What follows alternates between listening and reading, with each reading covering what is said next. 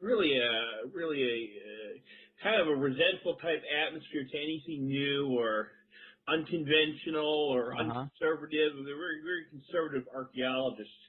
Sure. And I was working with a number of university professors of starting the New Archaeology Review, which was my magazine. And these guys, they were all for me as long as, as far as, having a platform that was consistent with their theories. But the minute I started to deviate from those ideas, when I started reading books like Graham Hancock's Underworld and Graham Hancock's Fingerprints of the Gods and the works of Robert Schoch and different people of that nature, if you will, I really started to draw their attention away from me, and they really started to resent me, and they didn't want to deal with me anymore. So I said, to hell with them, go to your universities, teach your bullshit, whatever you do, and I was willing to take the risk and go into something new, and I started to deviate from that. I really started to research more in depth the history of mankind, and I started to apply that to a theory that I had when I was growing up about the Terran race, which was the human race, united and strong and forever dedicated to space exploration, things that were inspired by my research into science fiction and things of that nature, some of the work of Arthur C. Clarke and G. Roddenberry and others of that nature, some of the great science fiction minds who, even though they were writing fiction, who really had the grasp of what our destiny in space was. And that was my main goal, was to proliferate that type of viewpoint. And I figured that through archaeology, through mythology, through ancient mysteries, I'm creating a consciousness for the Terran race, a new viewpoint which will endure, for generations to come. And I want to put that down. I want to put forth a legacy for the Terran race, for the future, for our children and our children's children. Right on. I've heard you mention the Terran race before. And I've heard you mention the Terran society that you were trying to start up. What is that? It's something to try to unify humanity? Yeah, the Terran nation. I believe that together we can do anything we choose to do, that we are united and strong if we are together. Together we are unstoppable. Divided we're worth nothing. And only through unity and common purpose and the unification of Terra and its people will we find true satisfaction with ourselves and our future. Okay, I mean, I agree, but how do you think you do that? Do you think you can do that in a capitalistic society? Well, it has nothing to do with capitalism. I mean, capitalism is compatible with that idea. But how do you get people to work together? Well, the thing is that you have to have a strong ideal, and that ideal must permeate through everything that you do. Very much like how religion in the Middle Ages transformed European society. Now, they did it for the wrong reasons, and it did it in a very negative format. I hear that. A very negative way, obviously, witch burnings and massacres and everything that was indicative of the Middle Ages. Yeah, exactly. But if it was used in a positive manner, if there was a strength, a purpose that was infused into the masses, there would be a new consciousness, and this new consciousness would permeate throughout the whole world. And that's my goal, is to create a consciousness. And that's much better than trying to create a government that would then solely try to institute an authoritarian regime that would try to institute such a unity. That would not work. That would not, history has proven that those types of governments do not last. At the same time, we've been proven that a government gone awry with no sense of purpose, that doesn't work either. So we need a system in which capitalism, yeah, sure, it'll go fine with it. There should be no problem. All capitalism is an economic system. All it is a way to create production and to create goods and services. It's an economic system. That's all it is. It's not a way of life. It's it's not a religion. So it's definitely compatible with anything that I've put forth. I mean, that's fair, but some people say that,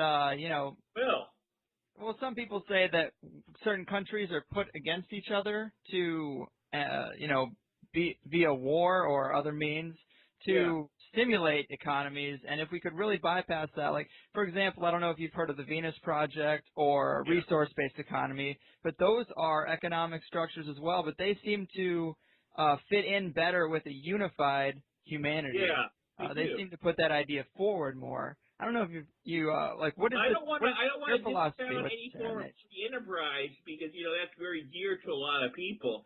And if you come forth, you got to understand this way. If I came down forth tomorrow and got up there in front of a bunch of people and said, I'm going to put a new economic system and I'm going to get rid of the free enterprise system forever. Oh, people would, their brains would fall. Tons of people coming down on you, and they're going to say, "Oh, he's a communist. He's a socialist. He's an Obama lover.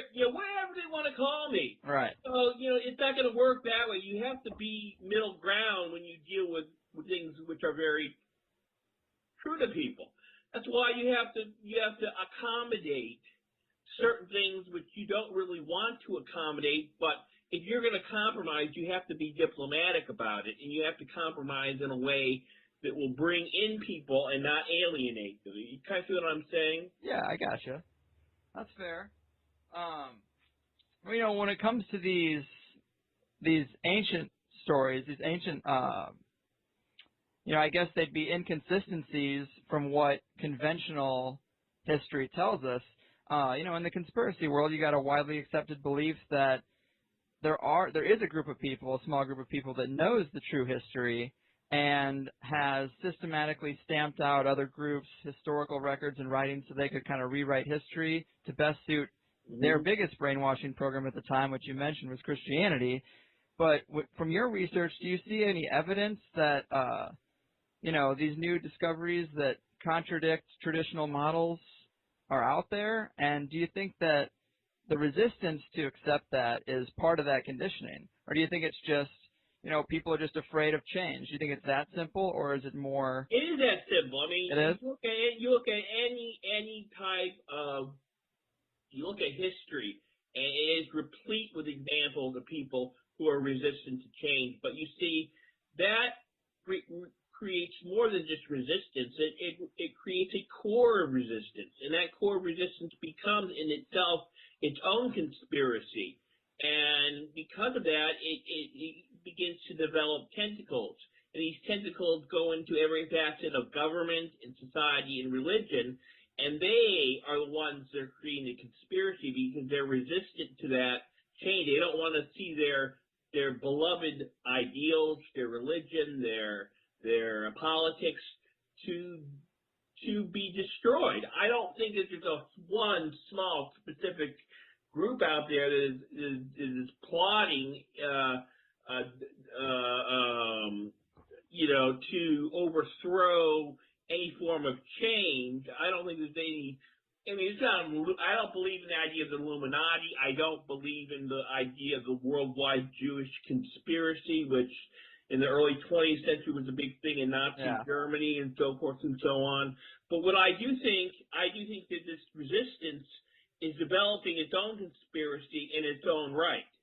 And that is something which needs to be fought. It's called the paradigm. And this paradigm must be eliminated at whatever cost, because it is destroying a possible future which could really change and alter the destiny of mankind. And they're just totally undermining that possibility to their resistance to this new truth that's arising with many people all around the world, this new awareness and this new desire to see change put forth. Well, that's where it gets difficult to know exactly who and what to believe, because we know that the government has lied to us. And we know, so that's an automatic. So then you get, like, in terms of, human history, let's say, they think it's only so many thousand years old, and then you got other people who say they see water erosion marks on the Sphinx, and then they see underground ruins, or not underground, well, underground too, but underwater ruins, you know, like the Graham Hancock book. And it leads and I believe into, all that. how deep does it go? You know, because then you got people like Andy Bisagio who's going around giving lectures saying that he's involved in jump room programs to Mars, and it's like, you know, you can't believe the government, but it opens it up. The Pandora's box is open to all these things, and, you know, I'm hoping you can help me cut through some of that, at least in terms of human history. As far as what you would consider unusual claims that challenge the paradigm, and then really insane ideas like Bigfoot is living in the White House. All right, wow. You would call really ingenious ideas like Rob Schoch's evaluation of the Sphinx, John Anthony West's evaluation of ancient Europe. Ancient Egypt rather. That is very significant. But you know, when you get into the thing where some guy calls up on Coast to Coast and says, "I just came from the other side of the moon," right? Well, maybe. I mean, anything is possible. But you know, you turn your back and you're kind of laughing. So right.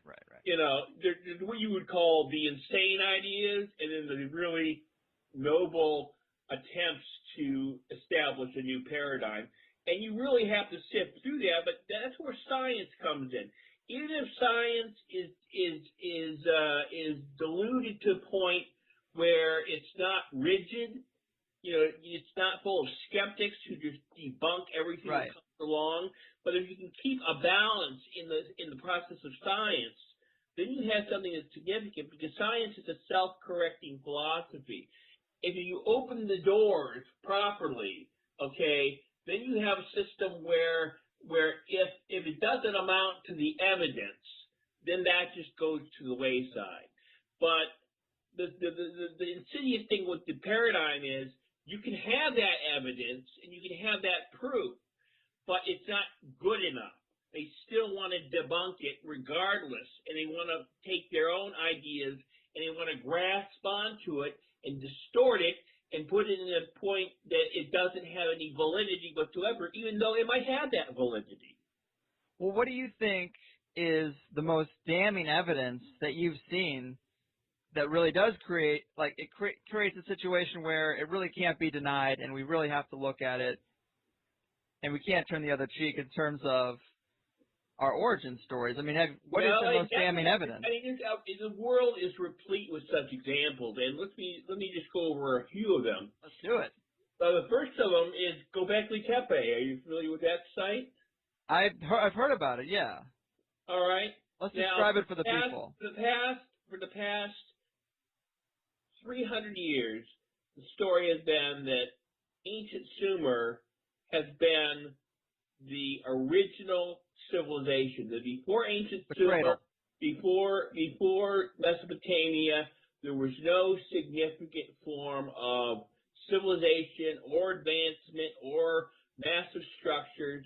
But then all of a sudden, around the mid-20th century, we were starting to discover evidence that this is not the case. We find Jericho, which dates back to 9000 BCE. We have Catalhoyuk in Turkey, which dates back to about that same time.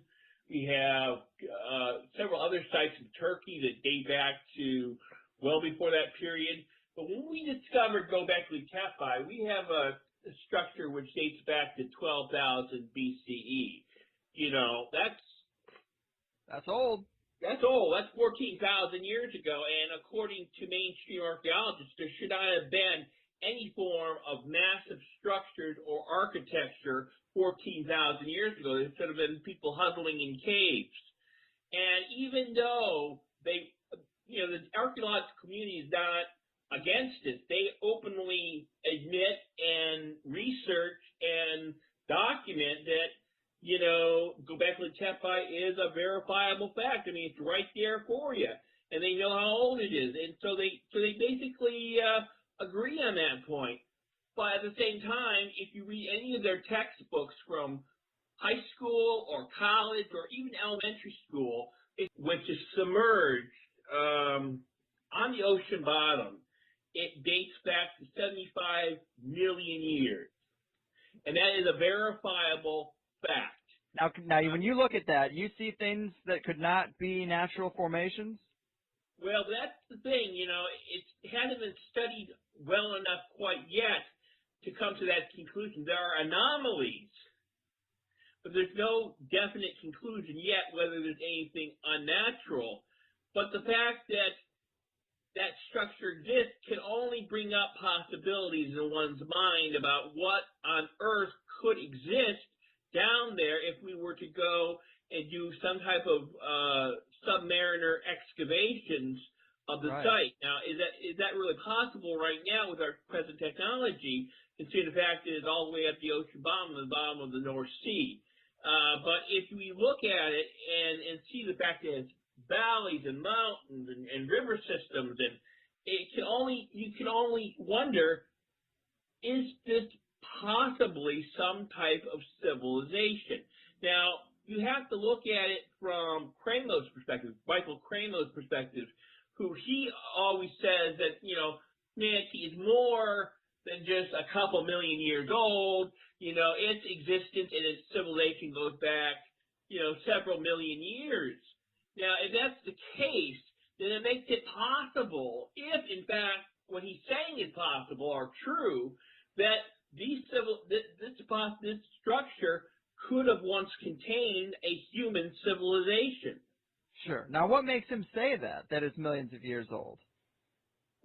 Well, he didn't say the site was millions of years old. He said humanity's millions of years old. Right. But what makes him think that? He says that because he believes, from examining such sources as the Sanskrit writings of India, from evidence that he finds in the fossil record of anatomical modern humans dating back to 60 million BC or even greater, that there's much physical evidence in the archaeological record to assume that. Now, these are anomalies, but nevertheless they have been confirmed. And if you read his book, Forbidden Archaeology, it says it right there that, in fact, you read, it's a brilliant book, and it's filled with page after page after page of lists and cataloging of anomalies of ancient prehistoric remains of humans that date back more so than they were supposed to have existed originally, which is around the 5 million BCE mark. Mm-hmm. It goes back 65 million years, 600 million years, even greater. Well, let's talk about the methods. I mean, carbon-14 dating is the only thing I've ever heard about as far as things that, and water erosion. That's another method of determining age. But how reliable is carbon-14 dating? I've heard that it's not quite as reliable as people once thought it was. Well, that is an idea propagated by the Christian creationists who are unsatisfied with the conclusions put forth by evolutionists. Yeah, God planted fossils to fuck with us. Yeah. Yeah, so basically... So there's no one credible that thinks that carbon-14 dating isn't reliable. That's pretty much... It's pretty much standard that that's the method that's trusted. Yeah, exactly. Gotcha. So... Is it carbon dating that is dating some of these things so far back? It's based on carbon-14 dating and sedimentation layers that was used to determine the age of these ancient anatomical modern humans that dated back 65 million years. And that's dinosaur time. Exactly, and that's what's amazing about it. So how is conventional science able to deny this? I'm a believer in the antiquity of the human race. At the same time, I'm not so much into Kramer's idea of pure energy devolving into base matter and the spiritual aspect and the New Age stuff aspect and all that. I definitely believe in a sense of an evolution of the human race. I just think it goes back much farther than we originally thought. So how is conventional science able to deny the dating on some of these structures? They don't even approach it. It's off the table. They just turn a blind eye. They don't even want to know. I mean, there's plenty of sites in Peru also, not necessarily date-wise, but just structurally they're so intense, they would be hard to build for people of that age. You know, you got the Machu Picchu, is that Machu Picchu? The ancient aliens talk about it all the time. Yeah, I think they're calling Pamapuku, I think it's called. It's in right next to Tiwanaku. Yeah, I think one of them has. I always get that name mixed up, Pamapuku or Pumapuku or. Yeah. Yeah, what the hell? That place, the thing in Peru. It seems pretty crazy that we'd be able to build that without any type of serious hardware. You know, like they apparently just built it with. That's where I come in with my theory of giants. I think the myths that we have grown up on about giants and gods, I don't believe they're misconstrued extraterrestrial encounters at all. I think they are, in fact, remnants of a very ancient memory of real gods and real giants that once inhabited the Earth, that evolved on this planet over billions of years. I mean, our planet, you got to think about it, is 4 billion years old. In that time, there's plenty of time for a advanced race to evolve. Why just because this is all we know so far about human evolution, why does that preclude any other possibilities? And even right now, as I'm saying this, it's just a possibility, and I've taken that possibility and I've speculated on it. Right. But I admit it's mere speculation at this point. There's not a whole lot of proof other than the mythological preponderance of the fact that we have so much about that in our ancient mythology that it must mean something beyond just people sitting down and making up stories. Right. Well, now I did see a giant skeleton that was going around on the internet, pictures of it from Peru, or dig in Peru, I believe. But then I heard that was considered a hoax. Here we go back to our conspiracy theory. All right. I think this is where I feel at home. Okay, great. You know, how do we know that the picture, which was faked, is in itself part of that conspiracy? How do we know that the reports themselves could be verified, and it's just a matter of the people finding them that don't want the word to get out, they're fabricating these hoax, these fake pictures to cause misinformation? Now, that's not the first time the government on this planet would do something of that nature. Not at all. Not at all. So why do we have to immediately assume that there's nothing to these reports? I mean, a lot of people claim to have seen it, and there's been a lot of mysterious activities in those deserts in India and Afghanistan and Saudi Arabia, which were the main sites that these things were discovered in. Right. You know, it's like maybe that's why our military's over there. Yeah, you know, I've heard that theory. Our military's over there. Why not? What would exclude the possibility that it's all part of some conspiracy to begin with? It's tough to know. It is tough to know. But you have to at least talk about it. You have to at least bring that possibility up. And that's something that I have done in Clash of the Giants. Okay. Which is my next book that's coming after Forgotten Worlds. The one after that is Wrath of the Dragons, which is a book which looks at the legends and the myths of dragons. And they are everywhere, and like almost every ancient culture, and we're told these cultures didn't communicate. As some sort of dragon myth. They've shadowed the dreams of everybody from Scandinavia to India to China and into the New World. So, you know...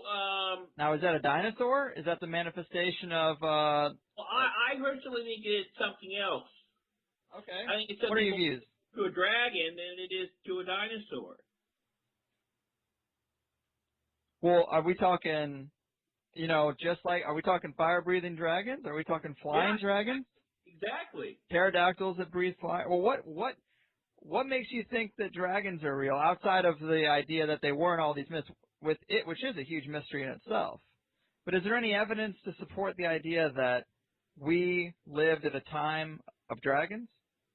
Well, historical references, I mean, there is numerous historical references all through the ancient accounts, all the way from Herodotus to Marco Polo I mean, the historical references are replete. And then you have in medieval Europe, numerous historical accounts of dragons being seen throughout there. Now, I basically think that dragons are not really dinosaurs. They're not part of the traditional dinosaur species. I think they're related to dinosaurs, and I think they're a separate species, a separate line. Now, there were a group of dragon-like creatures that existed prior to the emergence of dinosaurs in the age before that, which is I believe was the Triassic, prior to the Triassic period, the Triassic epoch of prehistory. And there was a mass extinction which wiped out most of these large reptiles. Now, the interesting thing is that I think that these creatures, these dragons, survived that period and survived the mass extinction of 65 million BCE rather, as I usually use the term, and survived that mass extinction, and in fact continued onwards through the historical period. Now, Carol Fontaine from Andover University, she's a professor of Hebrew scriptures, and she made presented the idea that it's a possibility that dragons were real, but they were so prized for their bodies and their medicinal purposes and their wealth, much in the same way we drove many other creatures to extinction for their pelts and their feathers and their but we drove these creatures to extinction because when you look at the historical record, ever since there was a reference to a dragon, there's reference to a human being seeking it out and trying to destroy it, at least in the Western sense. Right, and that is true. But if these creatures, survived a lot longer than dinosaurs, why aren't we finding the dragon bones? If they're fossilized, they would come around from the same time period. Unless, of course, they were from a period, say, from the age of mammals, in which, you would have an example, they would be dated to the age of mammals. But if they were found in a strata that was, say, from the Cretaceous period or the Jurassic period or the Triassic period, there would be no telling or no differentiation from them and some other species of dinosaur. Okay. Now, have we ever found human remains that old? Yes, we have. We have? We have. Where was that at? Because is that common knowledge? Because it doesn't seem... Oh, yeah. You just go in, you take out forbidden archaeology. In fact, I think it's like on page 225 of forbidden archaeology, they have more than one example of anatomical modern humans being found that old. Wow. Yeah. Walk us through, because we're all over the map here. Walk us through what you think the history of man looks like. Okay, basically, I think are there many rises and falls, technology-wise? The whole history of mankind has been punctuated by rises and falls, mass extinctions, periods of great civilization and sophistication, and then periods of great darkness and less technology, and it takes a long time to build up to get back to that technology. This is said again, and you have to understand where I'm coming from. I'm very much a mythologist, more so than an archaeologist. Gotcha. But there is examples in the Kali Yugas of ancient India, in the popular Mayan calendar, in which the end of the world is supposed to happen at the end of this year. You have the calendar of Berosus, a 6th century BC Babylonian priest who wrote the history of mankind dating back 100,000 years. 100,000 years.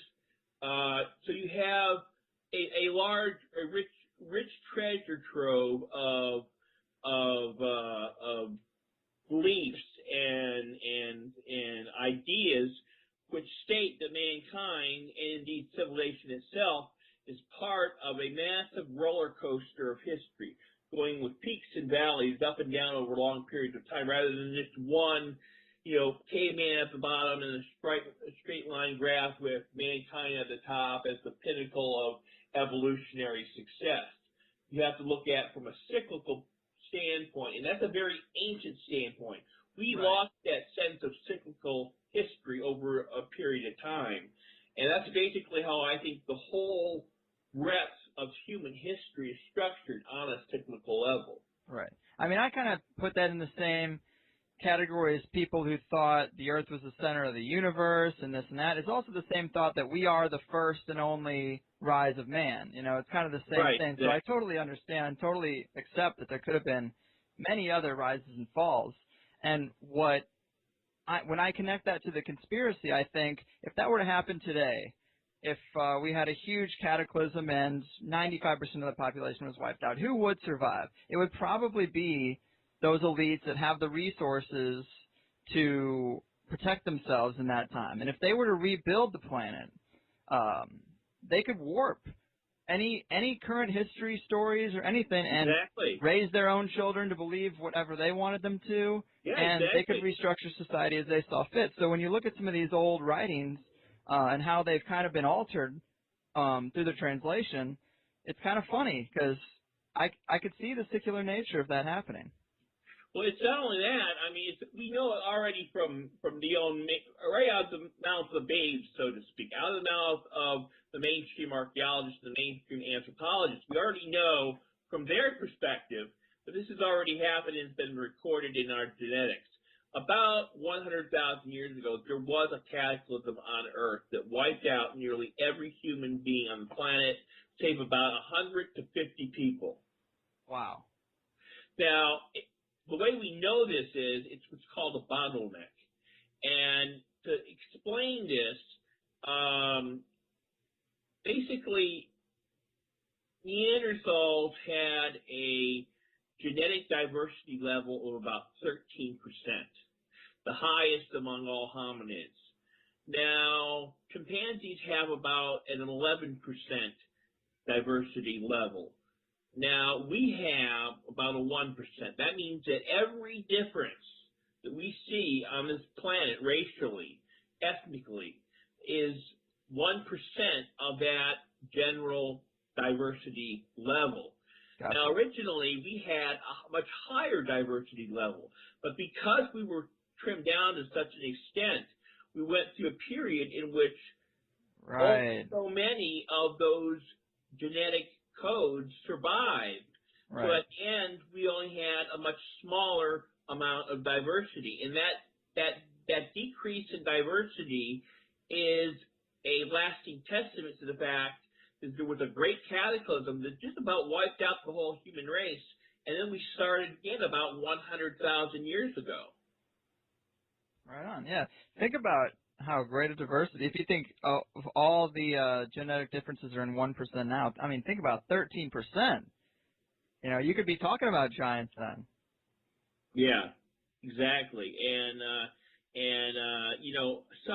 was on an interview with Mark Murphy yesterday, and he was commenting the fact that, in the ancient Indian depictions of India, many of these gods had blue skin, and really that's not too far from the truth. We had no idea what color skin, all the varieties of skin tone there was back then.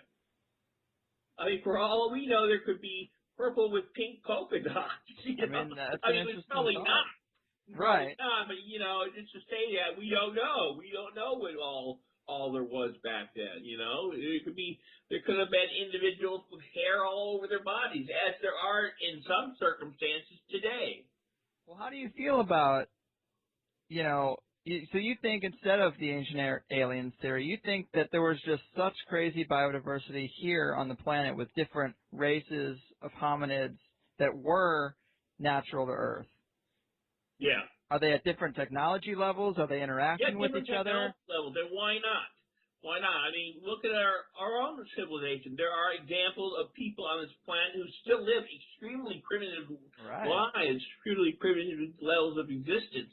And then you have New York City, which is probably the pinnacle of technological sophistication on this planet.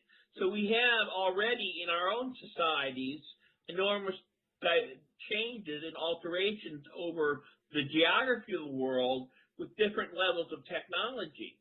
So it would not be too far from the truth to say that, that at one time there was very advanced beings on this planet that had great levels of technological sophistication, and there were other people who had rather primitive levels of sophistication, and it was the rather primitive people who maybe we descended from and brought back tales of those peoples, those more sophisticated lands, those more sophisticated civilizations and beings, and called them gods, called them giants, and created the myth of Atlantis and so forth and so on.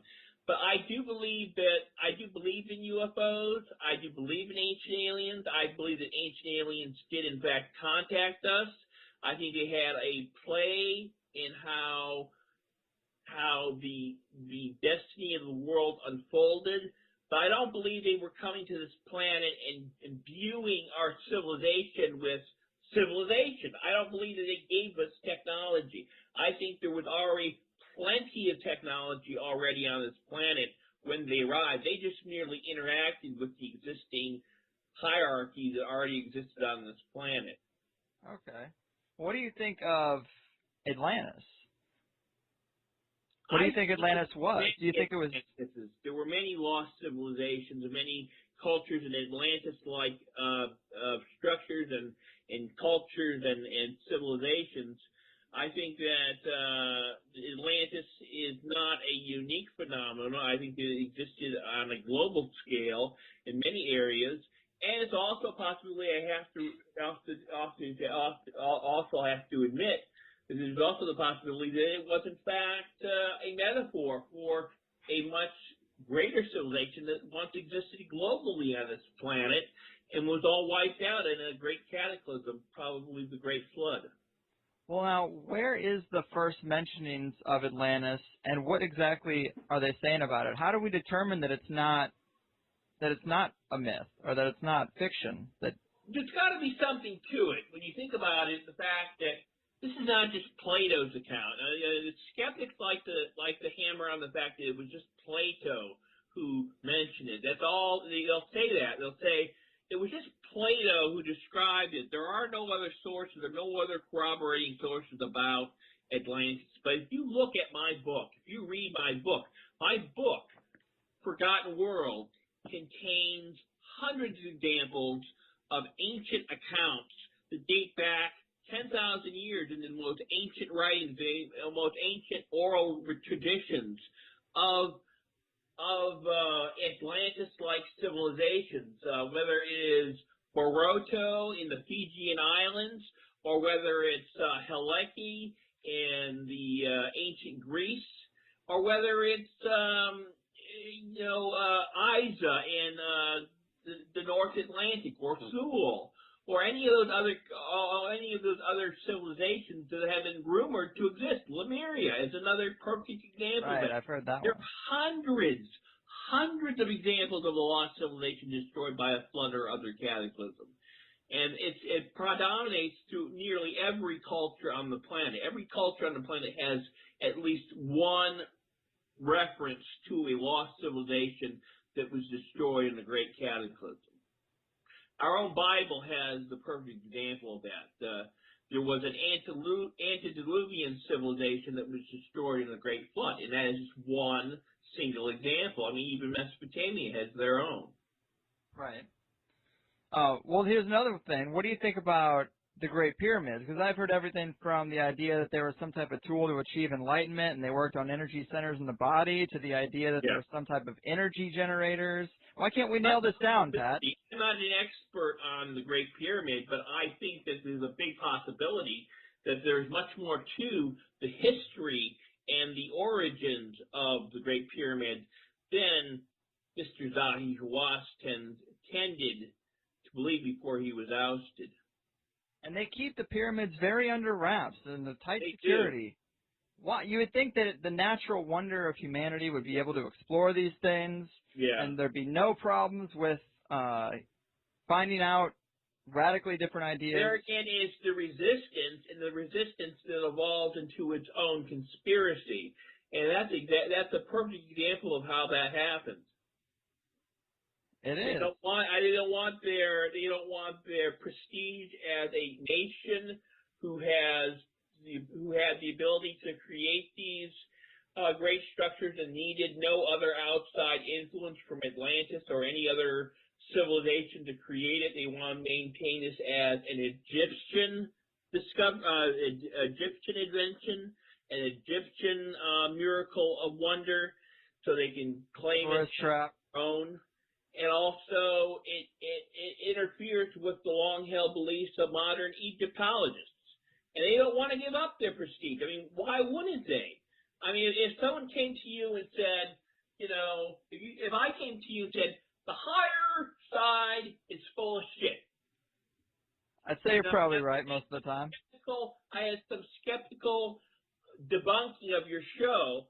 Wouldn't you not have resistance to that? And that's what they're having to people like John Anthony West, who I think is a hero, fight against the paradigm, and Robert Schoch, my good friend, who wrote a foreword to my book, Forgotten Worlds, who is a hero, who is a martyr, who is the most, I think, the most daring of modern academics, who can teeter on a level between modern academia and this new alternative way of thinking. Wasn't it funny that this new alternative way of thinking, this Terran race idea, coincides with the idea of a resource-based economy, and it's all kind of coming together this year. I've heard more about it this year than any other year previously. I know my sample size is small at 27, but I do feel like it's kind of interesting that we're facing it seems like we're on the brink of a breakdown of our current structure, and at the same time you're seeing a lot of people come together with new ideas, and a lot of those ideas involve working as a global society. Yeah, and I don't know if it's 2012 itself, the date that is imbuing us with this new sense of change. I think that more or less it's in the back of our mind. We were thinking about the date, right. And the date it signifies a chicken or egg thing. Yeah, and I think we're just in our own minds, we're reflecting on that, and we're doing it almost automatically without us even realizing what we're doing. And manifesting that destiny. It's kind of interesting, because you look at it and you think, man, if this was to end, what could we have done better? And then you start thinking, man, we should really fix some of this shit. Exactly. Exactly. You're exactly right. So, it's an interesting thing. Now tell me about this Mexico trip you got coming up in 2013, because that seems pretty interesting. Yes. I was planning on going down to Mexico, and that's been put on hold. Now, the reason it's been put on hold, unfortunately, and I feel really bad about this, I had to put that on hold because the guy who runs the touring company is a Mormon, and once he got wind of my views on the way I believe, he doesn't want to deal with me, basically. But, that's how that fucking ass, Yeah, I mean, I was looking at that trip. I was thinking about that trip. Yeah, it's a great trip, but he doesn't want to deal with that. But anyhow, so basically, I do think that the good news is of all of this is that there's a big India trip planned. Okay, yeah. Is there a discovery going down in India? We are actually, my friend Akshay and I, who is a native of India, we're going to go down there, and we're going to spend 2 months just traveling around India, documenting all the ancient sites, all the culture, and when that's done, those tapes are going to provide then going to make into a small documentary, a series of short documentaries that we're going to put on YouTube. Nice. And out of these productions, we're going to have a touring company. Oh, that's nice. See, now you can bypass that Mormon and just start your own. Exactly, and that's what we're going to do. And once we get that thing going with the Indian side of it, we're going to go back to Mesoamerica, and we're going to go back to Peru, and we're going to have our own tours there as well.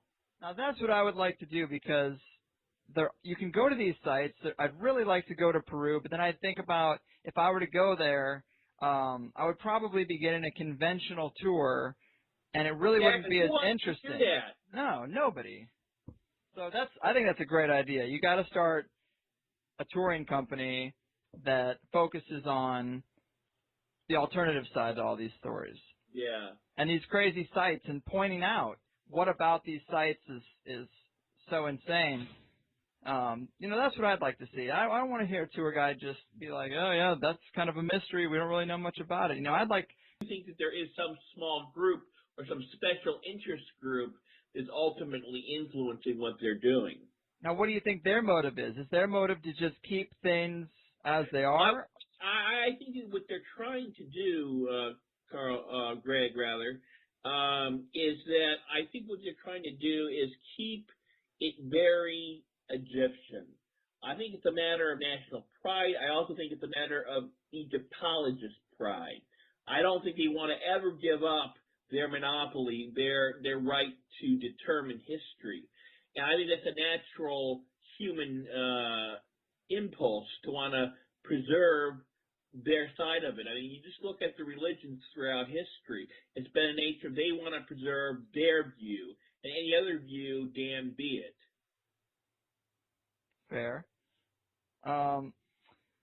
Do you think they've made discoveries inside the pyramids that they're hiding, or do you think they're just... I have no doubt. I have no doubt. I would not be surprised if they found many things which maybe Hall they of Records. Yeah, well, maybe they found it and kind of had an idea of where it was leading to, and they said, we're just not going to touch this. We're not going down that road. Yeah. I think that in many cases that's the situation.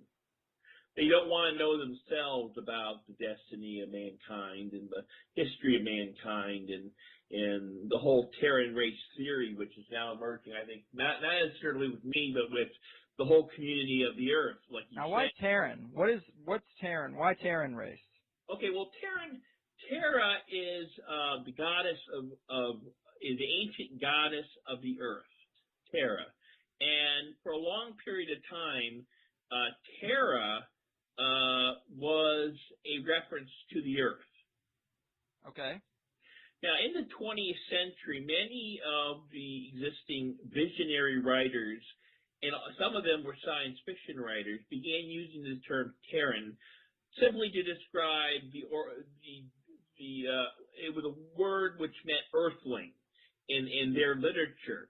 But I took it as almost a racial identification, a racial idea, an idea that we have a nationalism at hand which is not related to a nation state.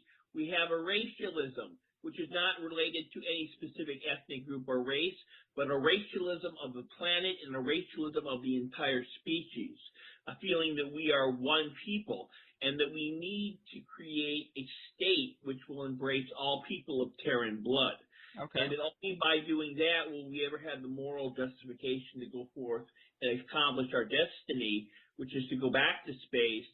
And basically, space is the promised land, and we are the chosen people, not the Jews, but the human race is the chosen people. I hear you. I mean, do you think there's extraterrestrials that are trying to help us realize that? I mean, I'm not saying anything against the Jews personally, but what I'm just saying is that they may be the chosen people, but we're the greater chosen people. Gotcha. The human race is the greater chosen people. There might be some Jews in there. A destiny greater than ourselves to fulfill this fate in space. Gotcha. Do you think there are extraterrestrials that are they trying to nudge us along to teach us this? I think that through crop circles or through other means, or do you...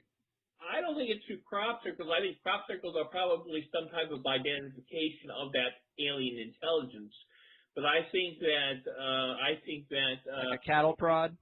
Yeah, like a cattle prod. But I think that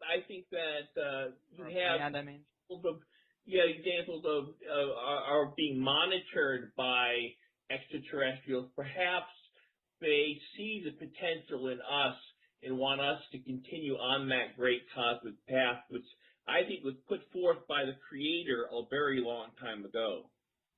I've seen some really interesting stuff on crop circles, and I love the idea of crop circles being real, but just recently, I don't know if you saw this, it really didn't make much of a splash in the conspiracy sense, but it was a guy who, with snowshoes, made all these super intricate crop circles. The thing about that is there are very true examples of faked crop circles, and they're very prevalent throughout the whole example of crop circles.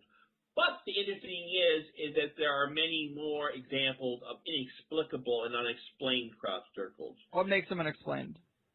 Well, some of the more intricate crop circles, and in fact, there's certain areas where the wheat seems to be burned or cindered, and there are examples of odd things going out inside the crop circles themselves, like cell phones are not working, and weird radiation anomalies, and odd feelings, and people having erections when they walk into the crop circle. Yeah, so there's definitely something strange going on there, which hints that they're real. I can't really say for certain because I would rather let an expert who has studied this more so and more in depth than myself say that.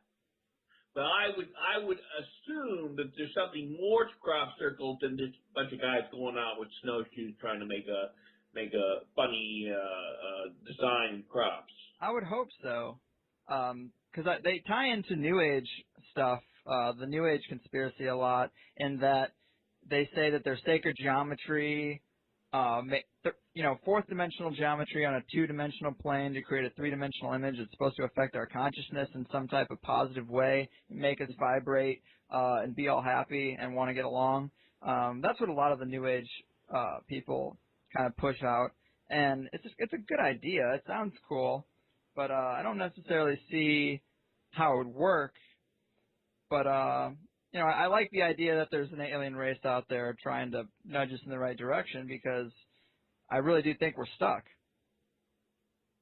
Yeah, that's why we have to get off this planet. We're only going to achieve our full potential once we're a multiplanetary, multistellar species. And that should be our primary objective right now. People often say, oh, we can't do that. We're just going to trash the galaxy and make problems, and we're just going to make all the problems in space that we make on Earth. That's why before we do this, we need to be damn sure that we're going to make change on this planet. Once we make that change, then we will have the moral justification to go forward and pursue our destiny.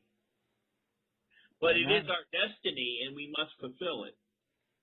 Now, I got one more question for you, because we're coming up on the hour, but you've seen the work that Richard Hoagland's done on the moon, not the moon, well, the moon too, Mars. But mainly Mars. The face on Mars, Sidonia, the pyramid shapes on Mars. What do you think about that?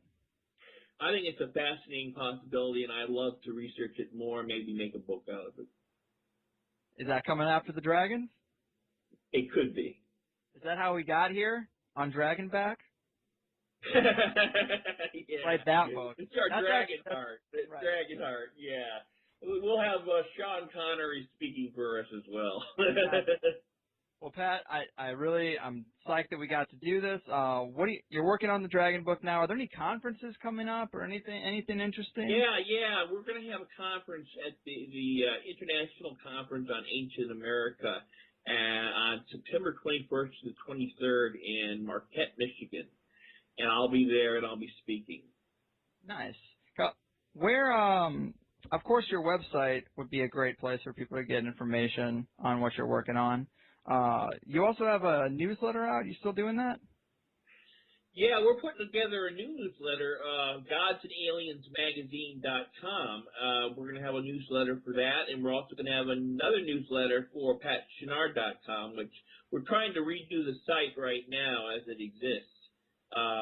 Forgotten-worlds.com is probably going to continue now for the rest of the remainder of the year, and then we're probably going to put all that information onto the new site